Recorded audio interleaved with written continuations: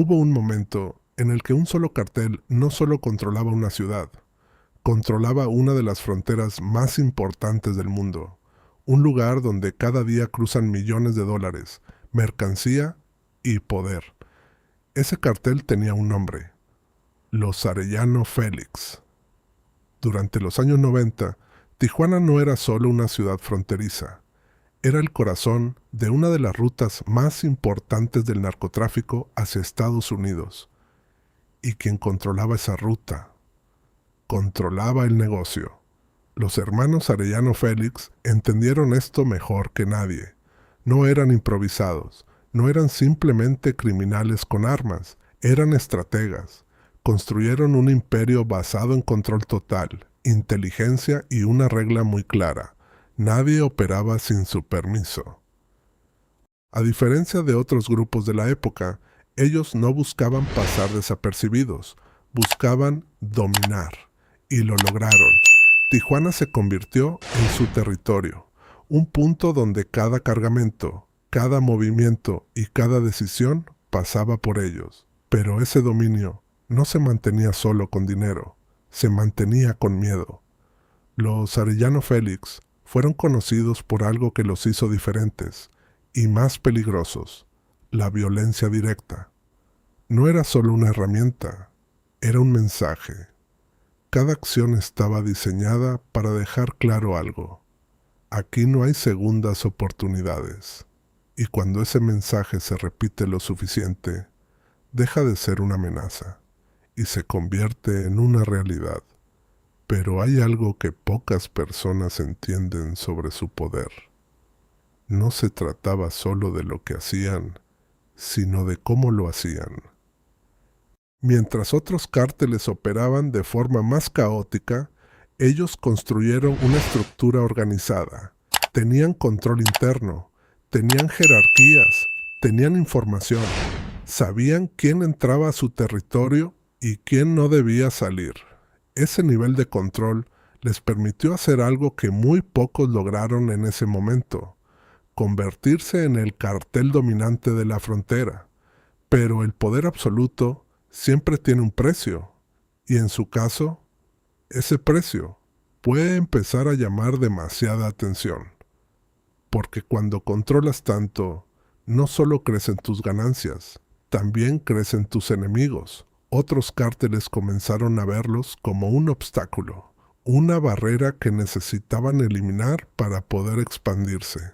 Y no eran los únicos. Las autoridades también comenzaron a enfocar sus esfuerzos en ellos, porque ya no eran un grupo más, eran el grupo, y eso los convirtió en el objetivo principal. Pero aquí es donde la historia se vuelve más interesante, porque su caída no comenzó desde afuera, comenzó desde adentro.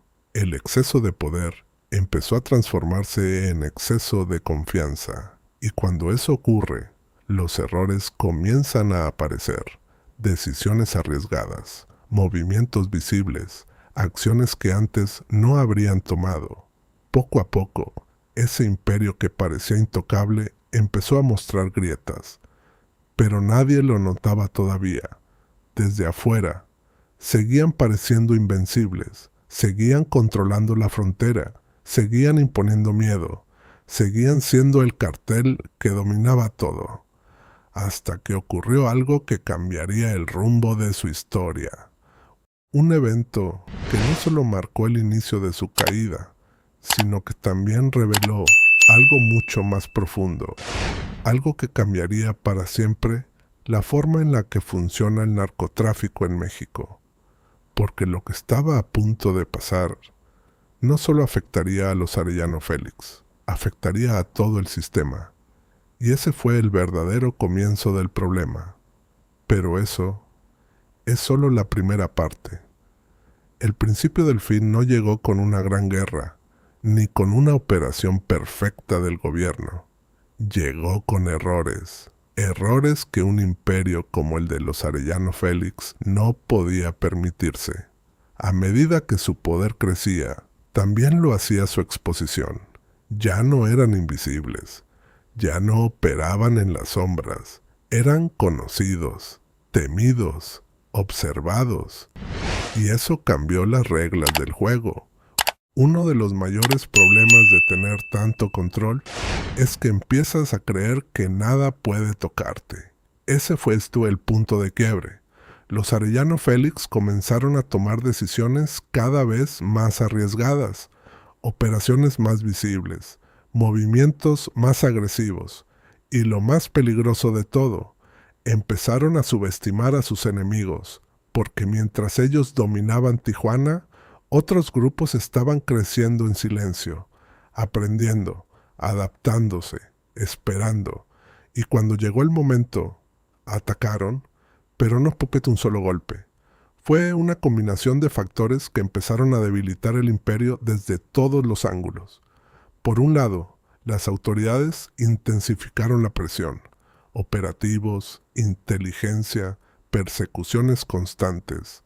Por otro lado, los conflictos internos comenzaron a aparecer. Cuando hay tanto dinero, tanto poder, la lealtad deja de ser segura.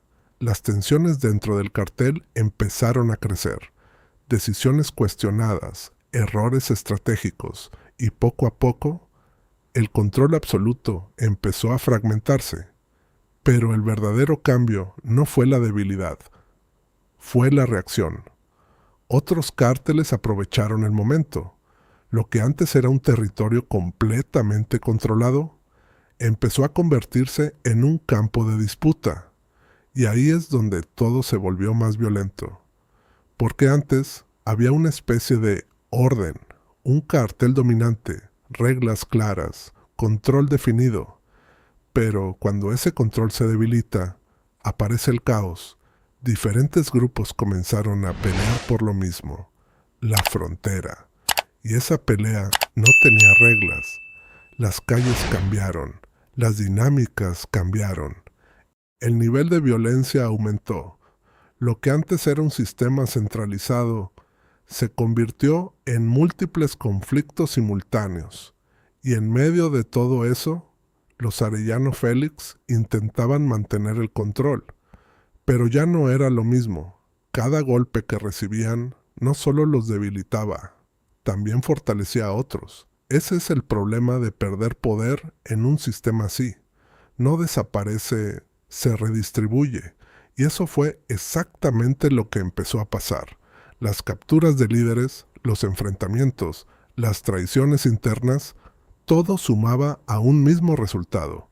El imperio se estaba rompiendo. Pero aquí viene la parte más importante.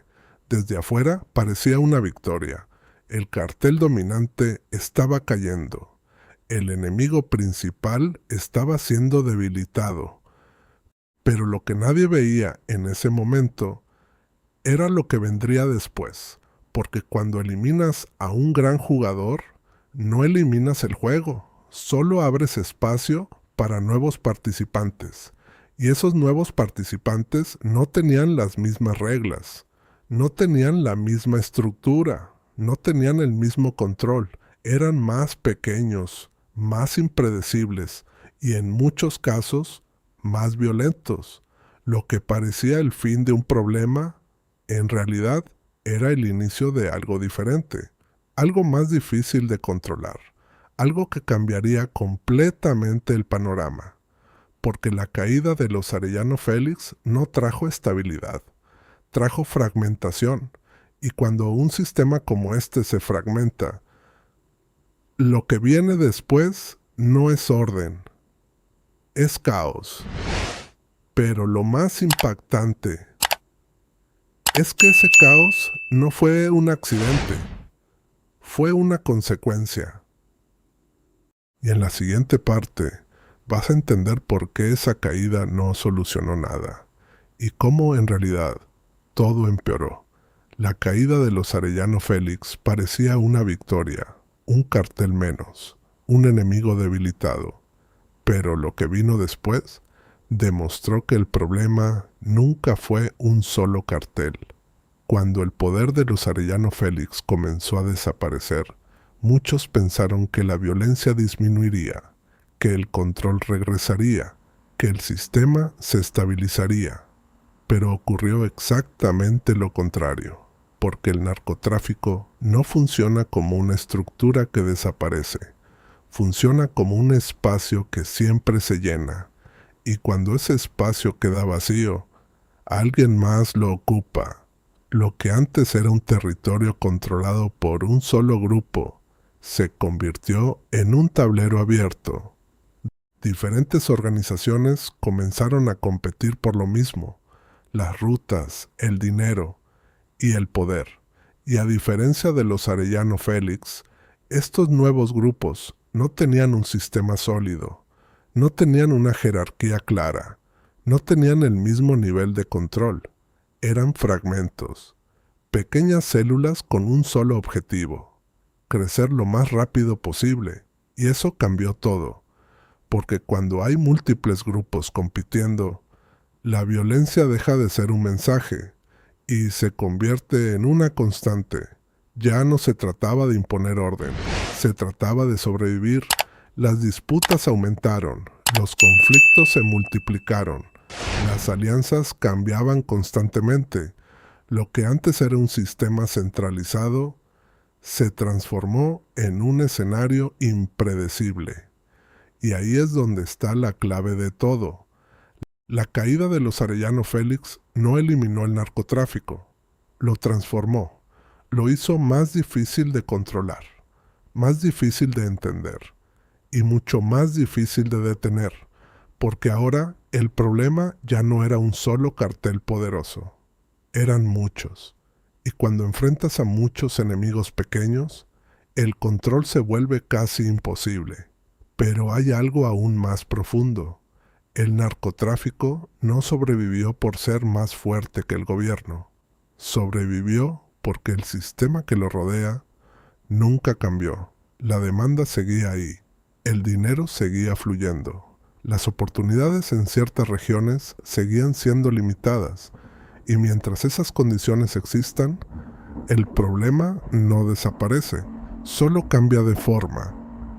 Por eso, incluso después de la caída de uno de los cárteles más poderosos de la historia, el narcotráfico siguió creciendo. Nuevos nombres aparecieron, nuevas estructuras se formaron, nuevas rutas se abrieron, pero el fondo seguía siendo el mismo. Y eso nos lleva a la conclusión más incómoda de todas. Eliminar a un cártel no significa eliminar el problema, porque el narcotráfico no depende de un grupo, depende de un sistema que se adapta, que evoluciona y que siempre encuentra la forma de continuar.